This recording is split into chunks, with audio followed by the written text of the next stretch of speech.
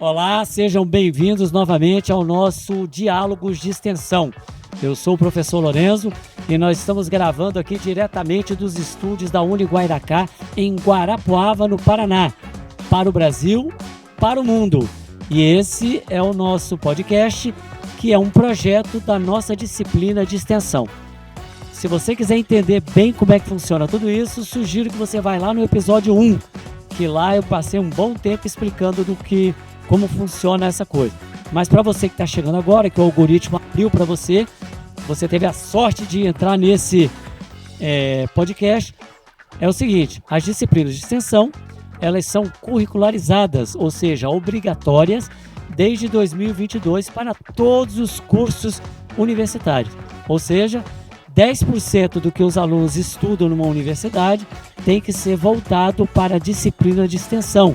Disciplinas como empreendedorismo, inovação, como sustentabilidade, que são os primeiros episódios do nosso podcast, como ciência na comunidade, que o caso é esse aqui, né? Ética, cidadania. Então, para que isso funciona? Para que os alunos e as alunas, eles pesquisem algo e que essa pesquisa chegue de alguma maneira até a comunidade, até a sociedade, principalmente para aquelas pessoas, eu não falo isso em todos os episódios, de que tem uma estatística que diz que somente 21% da população nessa idade aqui de 25 até 35 anos vai cursar um curso superior. É muito pouco, gente. Então, essa é uma forma até de incentivar as pessoas a estudarem. Mas isso posto, vamos começar como a gente sempre começa, que é com uma conversa informal, já que a senhora está com o microfone em mãos, olhe para aquela câmera, que é a câmera da verdade, né, e diga quem é você. Boa noite, meu nome é Maria Heloísa, estou no 9º período de odontologia e vou falar um pouquinho sobre o assunto. Pois é, isso é muito interessante, mas isso todo mundo já sabia que ela é aluna de odontologia, nós queremos saber quem é você na vida real, né? E como a gente sempre brinca aqui, a gente entra num assunto que as pessoas mais gostam de falar ou que fica mais facilidade, que é para quebrar o gelo, né? Que muitas vezes é a primeira vez que elas estão aqui. Então, tem feito muito sucesso nos outros episódios, diga para nós um filme, ou uma série, ou um livro. Fique à vontade. Tem várias. Não, diga uma, aquela que te chamou a atenção, pode ser do passado, pode ser antiga, uma série que te marcou, me representa essa série, eu gosto disso. Na verdade, eu não acho que eu tenha uma preferida, sabe? Eu sou mais do total. Eu gosto de séries que envolvam bastante direitos humanos, esses fatores de entender como funcionam as coisas, né? Ela tá rindo, né? Porque sabe que vai sobrar, né? Diga aí. Não, fica tranquilo. Não, mas uma dessas aí... Eu gosto de Orange Black, que mostra bastante coisa sobre... Pronto, de certa forma é um drama policial, né? Mas já terminou já, né? Passou todos os episódios, né? Já terminei. Já. E foi bom. E é bom. É bom. Eu acho que só a primeira temporada aí, porque eu sempre brinco que a gente conversa bastante, vocês vão ver nos outros episódios, a gente fala de série, eu gosto bastante de série, mas quando exagera no drama eu fico meio pesado. Mas aí, me presta aqui o microfone um pouquinho, eu vou deixar a senhora por último, né, a senhora vai pensando aí. Mesma coisa, olha para a câmera da verdade e diga quem é você. Eu me chamo Thalita. Olha, o microfone, tem um cara que fica atrás do espelho ali, que chamou El, ele vai ficar bem bravo se você não colocar o microfone bem pertinho. Eu me chamo Thalita, eu também estou no período de odonto. E já que a gente tá falando de série e filme, minha série preferida é How I Met Your Mother. Qual é, perdão? How I Met Your Mother. Aí, pronto, vire pra cá, não conversa, virou conversa aqui agora, só nós dois, vamos. Sabe por que eu acho essa uma das melhores séries que tem? E eu vou falar uma coisa que é um sacrilégio, já falei em outro episódio. Pode cancelar, pode condenar. Sabe por quê? Porque ela é infinitamente melhor do que Friends. Eu concordo. Sim, eu concordo. Ela é melhor. Olha aí, assistiu Friends? Não. Depois assistiu Friends? Assistiu alguém? Olha aí, tá? É o pessoal do estúdio aqui dizendo. Cara, é muito melhor. Eu assisti Friends desde que iniciou, gostava muito, sentava, pá, que legal, e ria. Não estou dizendo que ela é ruim, eu não estou dizendo que ela é ruim. Eu estou dizendo que se você juntar personagem por personagem, por exemplo, você fala assim, como equipe, o time de futebol, como equipe, o de lá é muito melhor. Personagem por personagem, batendo aqui um personagem daqui com um de lá. Porque, teoricamente, é a mesma série. É um grupo de amigos, passando situações do cotidiano. Mas, cara, o Barney, meu amigo, Ele tem uma. você tem o Barney. Aí você tem o Chandler lá. O Chandler é perfeito. Para mim, do outro lado, do lado de lá, o Chandler era o melhor. Beleza, ponto. Eu não suportava a Phoebe. O personagem chato. E até hoje não assisto o filme com aquela outra, a Rachel. Não assisto o filme. Péssimo. Mas voltando pro lado de cá, que eu não vou lembrar o nome de todos, mas o personagem da menina, aquela que era canadense. A Robin. Cara, olha que personagem, um personagem feminino que passava todas as fases de mulher, de empoderamento, às vezes não de empoderamento, às vezes de dar por baixo, por isso. Cara, muito bom. Já não precisa nem falar mais nada, eu já vou dar 10 para você. Tá? Digo aqui, já continuamos aqui. Volta aqui. Essa é minha aluna. Kelly é o nome dela. A Kelly é uma das minhas alunas prediletas, que é a quarta, é a última disciplina que você vai fazer comigo, né? A quarta. Eu pego no pé dela em todas elas, mas no bom sentido, porque ela é muito de todas as alunas e alunos que eu tive, e até hoje, olha que eu dou aluno, eu ministro aula para todos os alunos da faculdade. Nesse período, por exemplo, eu tenho 460 alunos. Né? Então, se somar que hoje nós temos aqui, acho que mais de 1.600 alunos, em algum momento todos eles são meus alunos. E ela é muito quieta, muito tímida, muito compenetrada, muito inteligente, muito estudiosa. E eu sempre pego no pé dela. E aí sobrou para o último dia, última disciplina, última vez que ela vai ter contato, porque já estão praticamente formados, né? Diga, Kelly, quem é você, Kelly? Em questão de série, o que eu gosto de assistir? Se dizer, fica à vontade, Tá. O microfone é seu. Eu não costumo assistir muita série, nem filme, eu prefiro assistir curta-metragem. Adoro, porque eu também gosto muito de filme, vamos lá. Tem uma que eu gostei bastante de assistir, acho que faz uns 2 meses que eu assisti, acho que é Meu Amigo Nietzsche, acho que esse que é o título. Meu amigo Nietzsche? Isso. Sem querer, entendeu? Ela é minha aluna predileta aqui, não tem, sabe por quê? Porque eu sou filósofo. E o meu filósofo predileto é o Nietzsche. Eu escrevo sobre meus livros, os livros que eu tenho 4 já escritos, um está publicado, outro vai sair agora. Constantemente eu me apego ao Nietzsche para conversar. Mas fale do que você gostou, por que você achou interessante? Do filme em si, ou a temática, ou do Nietzsche? Eu achei a curta-metragem bem produzida. Eu não sei muito sobre Nietzsche, mas tem uma linguagem meio difícil de entender. Não, ele é o Nietzsche, para quem já estão falando nisso, cultura, Nietzsche, para mim, ele é conhecido como o filósofo do martelo. É uma filosofia raiz, como a gente fala. Ele dói. Ele fala o que ele tem que falar. Entendeu? Ele não tem meandro, não tem palavrinha bonita, igual você fala, porque nós aqui fazemos uma ilação sobre isso. Então, ele é um filósofo muito difícil. Mas quando você entende o que ele está falando, cara, não tem como discordar do que ele fala, digo, né? Você pode não gostar, mas não pode discordar. Então, esse é o nosso amigo. Depois, estude mais. Depois, quando você for fazer outro curso aqui, daí vai da disciplina e nós vamos estudar filosofia. E em questão de filme, eu gosto bastante de filme que tem parte de reino, de castelo, talvez... Medievais, filmes medievais. Gosto muito também. Aliás, tenho uma paixão pelo mundo medieval, principalmente pelo mundo medieval da Escandinávia, que são os vikings, eu gosto demais, né? Muito bom, não sabia olha que bacana. Muito bem, agora que fiquei feliz que você gostou do Nietzsche, meu amigo, isso é importantíssimo. Então já fica o microfone na mão aí, né? É isso, entendeu? A gente sempre conversa um pouquinho, tá tudo bem? Você já tá tranquilo, tá com 10 já, porque você gosta mesmo. Você também está com 10 também, vai sobrar pra ti, tá? Você tem que fazer alguma coisa aí pra garantir o 10 delas aí, porque eu sou assim, né? Minha disciplina, né? Eu dou nota pra quem eu quero, né? Então, pronto. Então é o seguinte,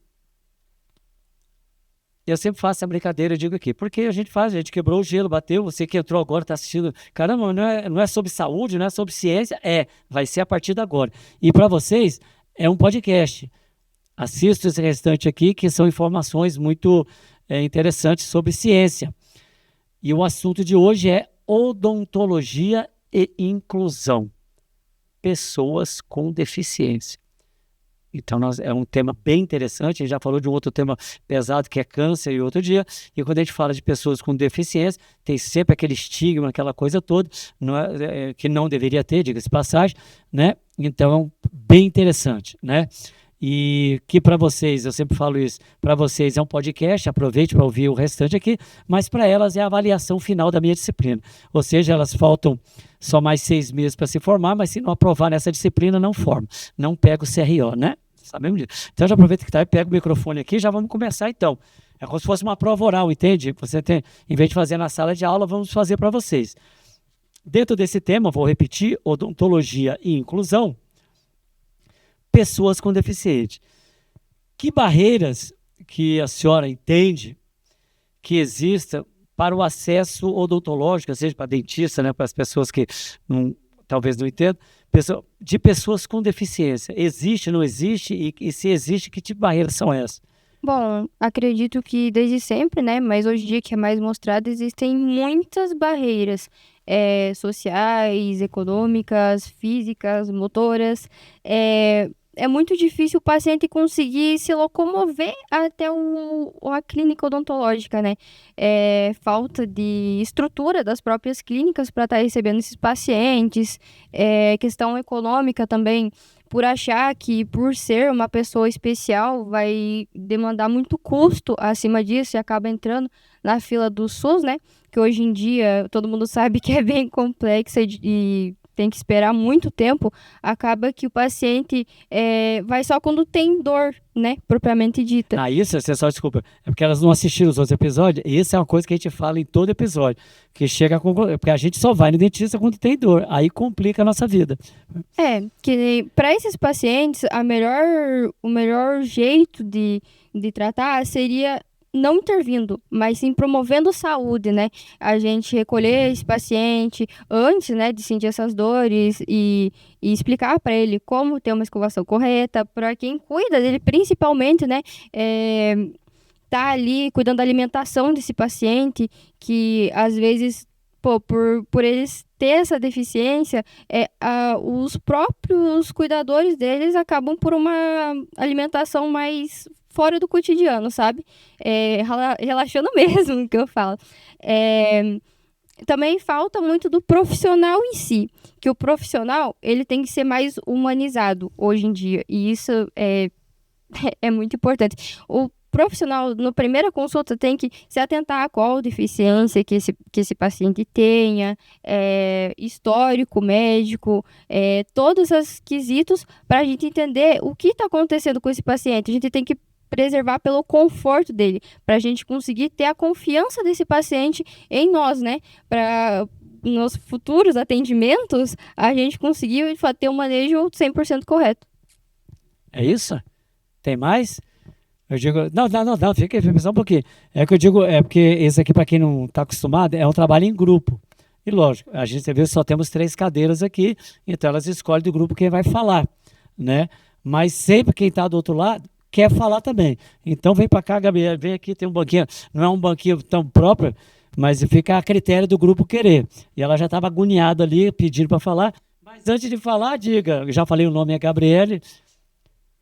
Quem é você, Gabriele?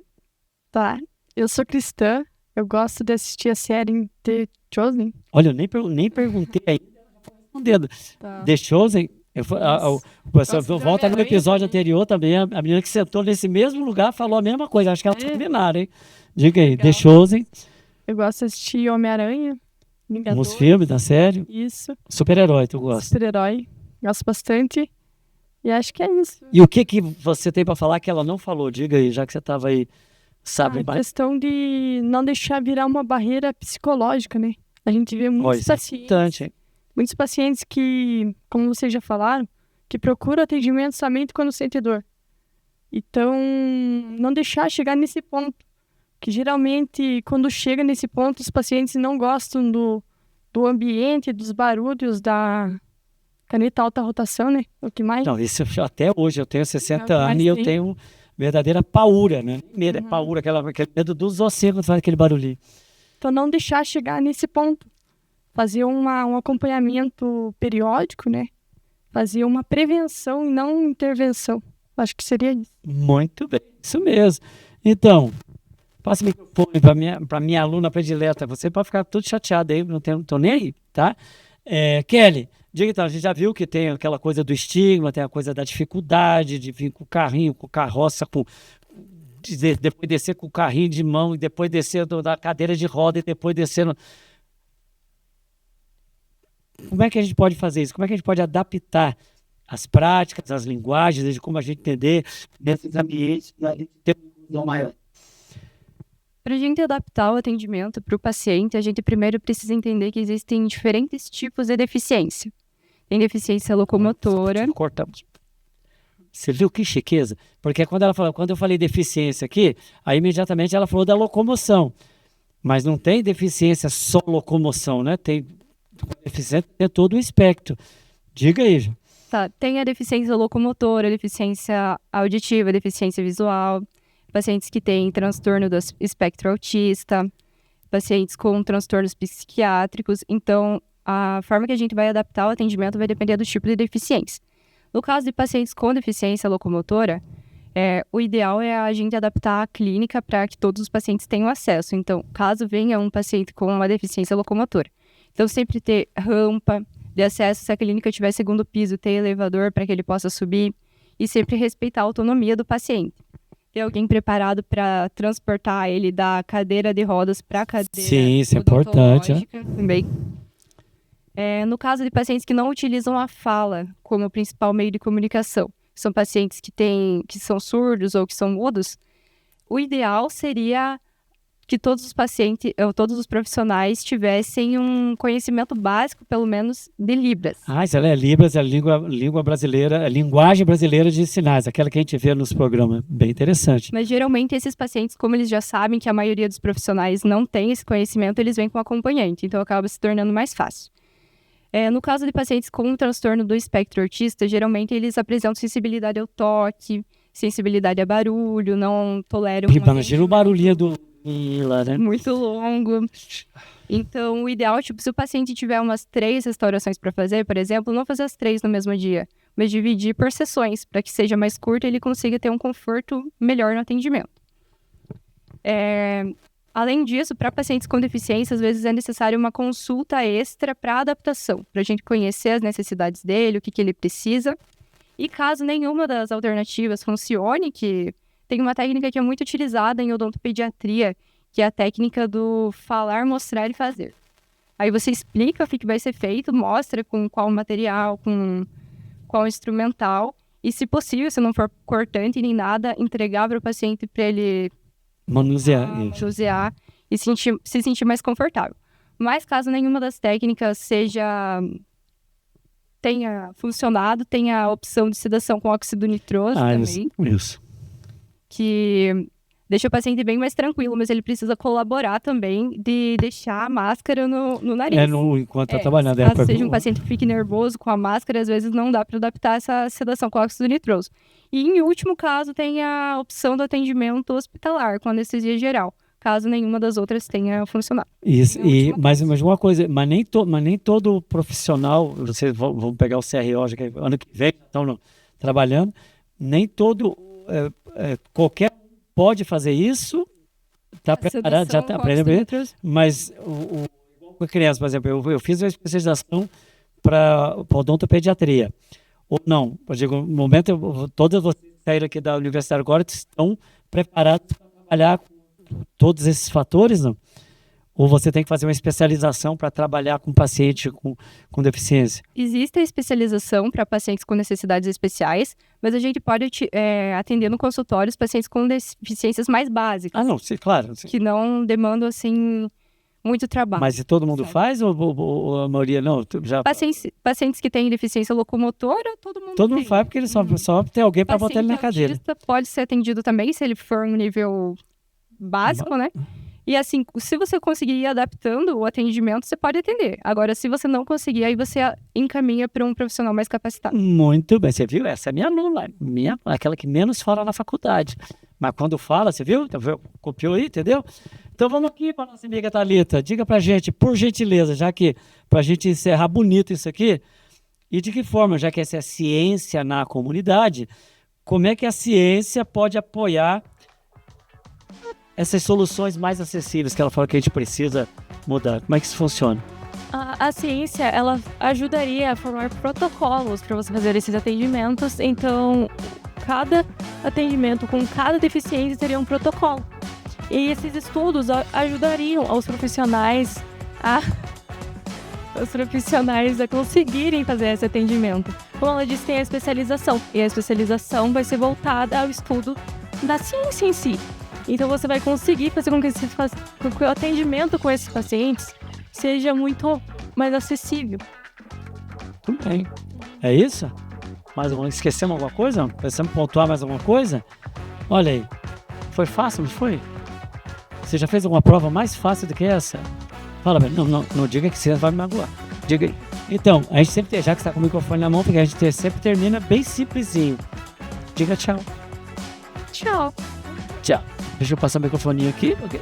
Diga tchau. Tchau, boa noite. Diga tchau. Tchau, boa noite. E diga tchau. E eu digo tchau pra vocês. Tchau, boa noite. Lembrando... nem deu tchau ainda, perdão. Diga tchau que eu não ouvi. Boa noite, tchau. Olha aí. Então, o que a gente quer, a gente sempre repete. Esse não é um canal que busca monetizar essas coisas, viciar algoritmo, nada. O que a gente precisa é levar conhecimento para as pessoas. Então, faça o favor. Mete o dedinho aí, manda para alguém, manda para o parente, para o cunhado, aquele que você não gosta, mas manda para alguém, por favor. E aguarde que tem mais episódio por aí. Até lá!